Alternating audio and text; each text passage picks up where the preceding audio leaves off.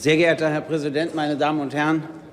Zunächst muss ich Ihnen natürlich eine falsche Hoffnung nehmen. Es ist nicht meine letzte Rede als Fraktionsvorsitzender im Bundestag. Sie müssen mich schon noch mal ertragen. Das wollte ich Ihnen nur vorher schon sagen, ja? Damit Sie nicht falsch strahlen.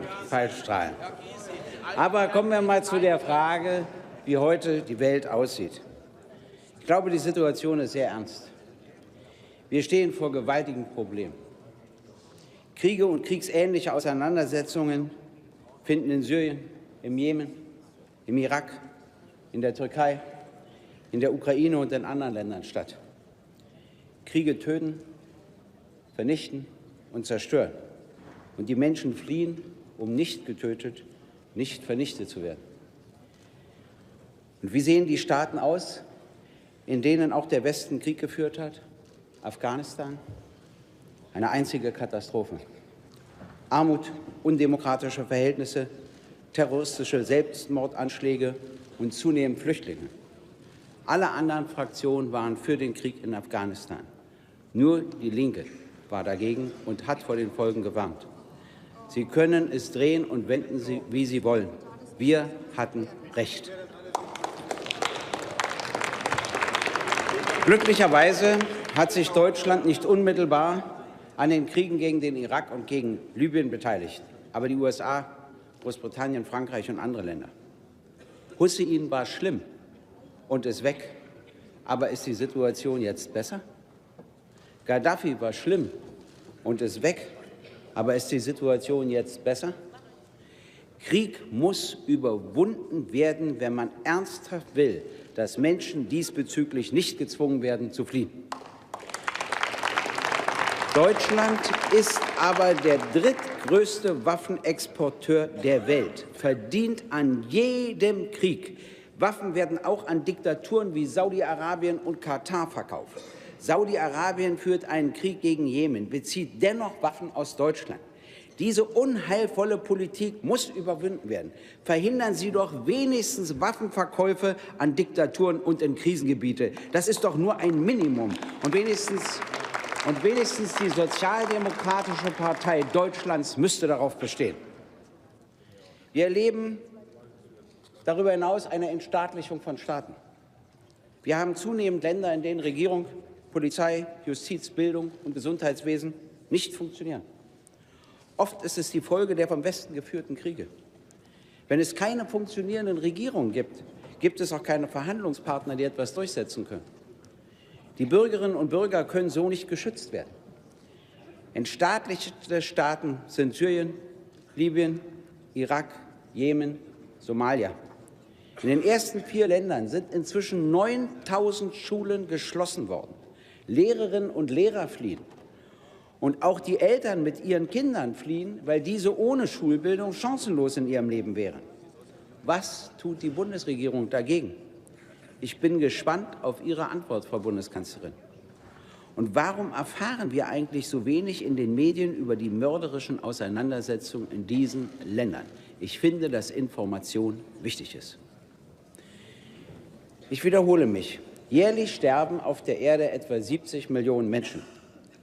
Die häufigste Todesursache ist der Hunger. Jährlich sterben etwa 18 Millionen Menschen auf der Erde an Hunger. Wir haben aber weltweit eine Landwirtschaft, die die Menschheit 2-mal ernähren könnte. Menschen, die Angst haben zu verhungern, fliehen. Was tut die Bundesregierung dagegen, dass der Profit von Konzernen Vorrang vor dem Verhungern von Menschen hat? Auch darauf, Frau Bundeskanzlerin, müssten Sie eine Antwort geben. Not, Elend, also Armut, nehmen weltweit ebenso zu, wie auch der Reichtum anwächst. Nur ganz wenige Zahlen. Seit 2008 hat sich die Zahl der Milliardäre auf der Erde verdoppelt. Die reichsten 80 Personen auf der Erde besitzen genauso viel wie die ärmere Hälfte der Menschheit, das heißt wie 3,5 Milliarden Menschen. 80 Menschen besitzen genauso viel wie 3,5 Milliarden Menschen. Interessant ist, vor 5 Jahren besaß diese Hälfte 388 Personen. Und interessant ist, aus 388 Personen werden nicht 400, 500 und dann 600, sondern daraus werden 80, weil der Reichtum sich ganz anders konzentriert. 1 Milliarde Menschen haben ein Einkommen von $1 pro Tag. Armut, bittere Armut, führt ebenso zur Flucht. Dagegen unternimmt die Bundesregierung nichts. Denn auf wesentlich höherem Niveau passiert in Europa und Deutschland das Gleiche. Die OECD stellte jetzt fast fest, dass die Kluft zwischen Arm und Reich in Deutschland sich deutlich vergrößert hat.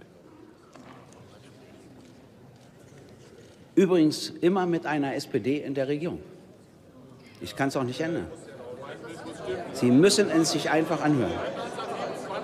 Die reichsten 10% der Bevölkerung verdiente Mitte der 80er Jahre 5-mal so viel wie die ärmsten 10% unserer Bevölkerung. Inzwischen verdienen sie 7-mal so viel. 1% der Bevölkerung in Deutschland besitzt 32% des gesamten Vermögens. Und die finanziell schwächere Hälfte der Haushalte, also 50% unserer Haushalte, besitzt 1% des Vermögens. 50% besitzen 1% des Vermögens. Und das Interessante ist, 1998 besaß diese Hälfte noch 4% des Vermögens. Und aus 4% werden eben nicht 5 und dann 6 und dann 7%, sondern aus 4% wird 1%. Das ist eine Katastrophe. Damit machen Sie die Gesellschaft kaputt.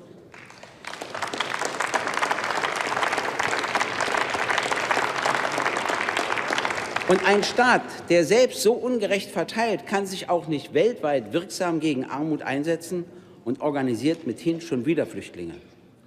Nachgewiesen wird von der OECD übrigens auch, wie schädlich für die Binnenwirtschaft die Schwächung der Kaufkraft eines großen Teils unserer Bevölkerung ist. Der Generalsekretär der OECD sagte, ich zitiere wörtlich, der Kampf gegen Ungleichheit muss in das Zentrum der politischen Debatte rücken. Die Linke wird genau das versuchen. Weltweit muss auch ein entschiedener Kampf gegen Rassismus geführt werden. Sinti und Roma sind zum Beispiel die in vielen europäischen Ländern erheblich benachteiligten Teile der Bevölkerung. Sie fliehen in der Hoffnung, endlich irgendwo hinzukommen, wo sie gleichberechtigt behandelt werden. Gerade in diesen viel diskutierten westlichen Balkanländern findet eine menschenrechtsverletzende und menschenrechtsverachtende Politik gegenüber Sinti und Roma statt. Außerdem ist die Politik von Orbán in Ungarn schlicht indiskutabel. Und dagegen muss ganz entschieden Stellung genommen werden. Wenn die Bundesregierung nicht ernsthaft beginnt, die Fluchtursachen wirksam zu bekämpfen, die Weltprobleme ernsthaft anzugehen, werden sie täglich verschärfter zu uns kommen, bis sie unbeherrschbar sind. Natürlich, Frau Bundeskanzlerin, können Sie das nicht allein. Das erwartet auch niemand. Aber was bereden Sie eigentlich auf den G7, G8 oder G20-Gipfeln? Warum drängen Sie nicht darauf, wirksam gegen Krieg, Hunger, Not, Elend, Armut und Rassismus vorzugehen? Das wäre doch wohl das Mindeste. Nun erwarten wir in diesem Jahr 800.000 Flüchtlinge in Deutschland, die eigentlich kein Problem, sondern eine Chance sind. Und ich begrüße es ausdrücklich, Frau Bundeskanzlerin, dass Sie für Flüchtlinge in Ungarn hier die Türen geöffnet haben.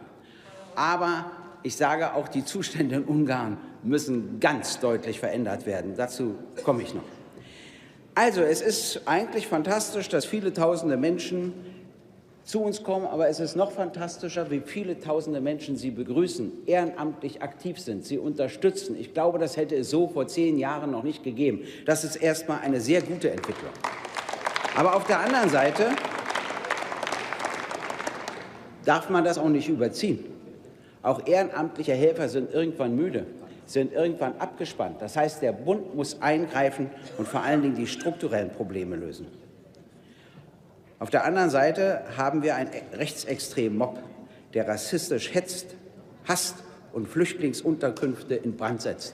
Und ich sage Ihnen, dagegen müssen wir geschlossen auftreten, egal wie groß ansonsten unsere Meinungsunterschiede sind.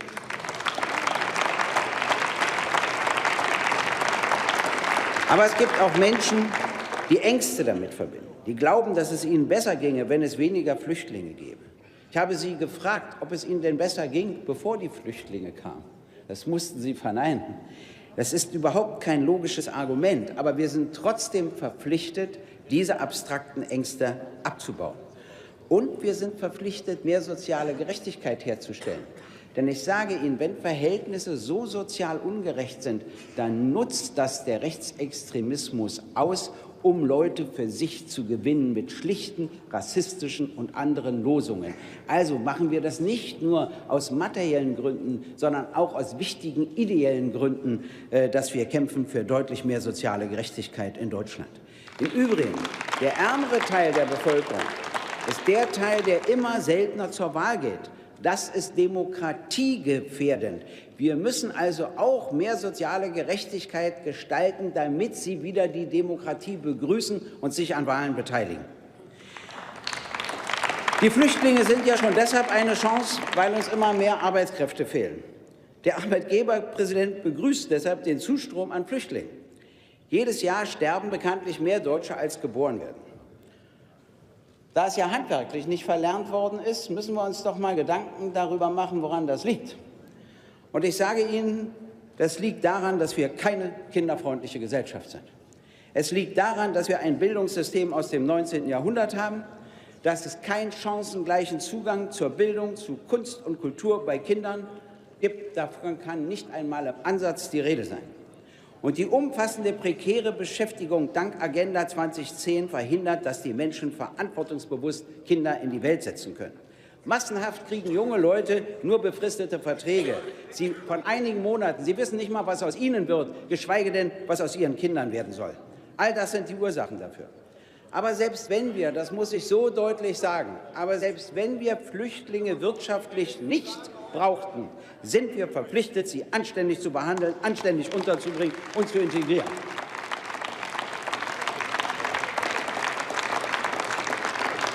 Deshalb ist es gut, Frau Bundeskanzlerin, dass Sie im kommenden Jahr 6 Milliarden € im Bundeshaushalt dafür einsetzen wollen. Es ist ein Schritt in die richtige Richtung. Aber das Geld genügt nicht, und vor allem ist es keine strukturelle Lösung.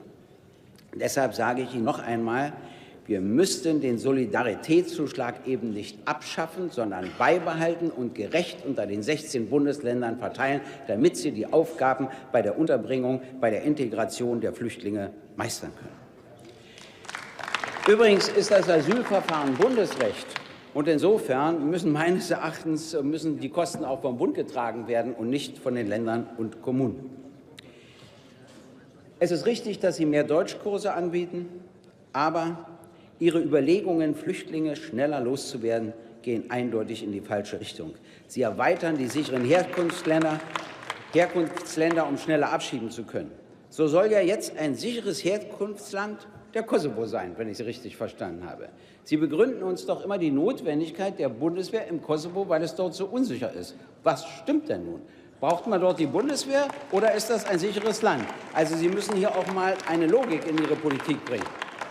Und übrigens, der Vorschlag, Bargeld für Flüchtlinge abzuschaffen und durch Gutscheine zu ersetzen, widerspricht schon jetzt einer Entscheidung des Bundesverfassungsgerichts. Gehen Sie doch keinen grundgesetzwidrigen Weg. Er ist immer falsch. Flüchtlinge sollen nach 3 Monaten Leiharbeit verrichten dürfen. Sie wollen also einen neuen Sektor für Niedriglohn eröffnen? Auch das ist indiskutabel. Darunter sind übrigens oft viele qualifizierte Kräfte. Dann wird mir immer gesagt, ja, ob die Qualifikation stimmt oder nicht. Mein Gott, wir haben doch immer eine Probezeit. Da weiß ein Arzt sofort, ob das stimmt oder ob das nicht stimmt. Hier müssen wir mal etwas lockerer, etwas unbürokratischer werden und dafür sorgen, dass die Menschen so schnell wie möglich Beschäftigung finden. 6 osteuropäische Länder erklärten niemals, mit Flüchtlingsquoten einverstanden zu sein. Tschechien, die Slowakei, Polen, Ungarn, Litauen und Lettland. Nun bin ich auch gegen Quoten, weil es sich nämlich um Menschen handelt und nicht um Sachen. Und die kann man nicht einfach verteilen. Aber eine gerechte Kostenverteilung innerhalb der Europäischen Union halte ich für zwingend erforderlich. Und wenn dann Länder, die kaum Flüchtlinge aufnehmen, nicht bereit sind, ihren Kostenanteil zu zahlen, müssen ihnen die Zuschüsse aus der EU entsprechend gekürzt werden. Da muss man jetzt mal mehr Mumm zeigen, Frau Bundeskanzlerin.